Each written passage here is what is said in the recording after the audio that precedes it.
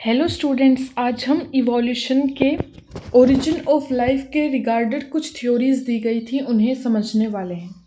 So first theory थी bye early Greek thinkers की, जिन्होंने बोला था कि लाइफ जो है अर्थ पे वो किसी और प्लेनेट से स्पोर्स की फॉर्म में आई, कुछ इस तरह।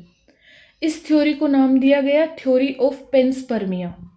अर्ली ग्रीक थिंकर्स की थ्योरी ऑफ पेंसपर्मिया।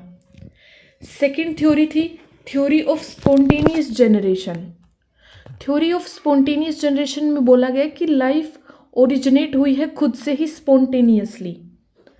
जैसे किसी ने ग्रेन्स में चूहों को देखा और बोला कि चूहे ग्रेन से ओरिजिनेट हुए हैं, या फिर मेंढक को कीचड़ में देखकर बोला कि मेंढक कीचड़ से बना है, या किसी ने डीकम्पोजर्स को डेड एंड डिकेइंग मैटर से बना हुआ बताया।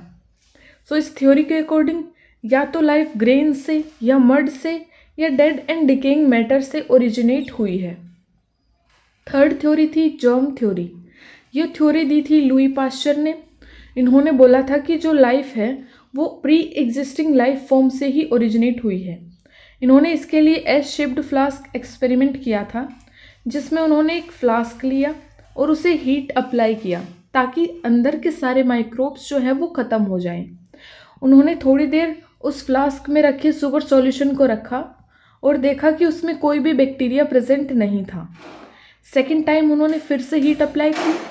इस बार उन्होंने नेक जो है फ्लास्क की वो तोड़ दी, वो ब्रेक कर दी और देखा कि बैक्टीरिया जो थे वो इजीली एंटर हो गए। सो उसमें बैक्टीरिया प्रेजेंट थे।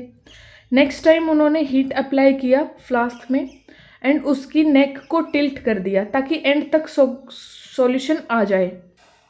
अब इस बार जो बैक्टीरिया थे वो आएंगे, सो बैक्टीरिया इस बार प्रेजेंट थे। इस थ्योरी से उन्होंने बोला कि जो लाइफ है वो प्री एग्जिस्टिंग लाइफ से ही आ सकती है। नेक्स्ट है ओपेरिन एंड हेल्डेन की थ्योरी। इन्होंने बोला कि जो लाइफ है वो प्री एग्जिस्टिंग ऑर्गेनिक मॉलिक्यूल से आई है, जैसे आरएनए, डीएनए या प्रोटीन से। अब हमें पता है कि ये सारे सेल के कंपोनेंट्स हैं एंड सेल से ही हायर कॉम्प्लेक्स ऑर्गेनिजम्स बने हुए हैं। सो ये हो गई इनकी थ्योरी।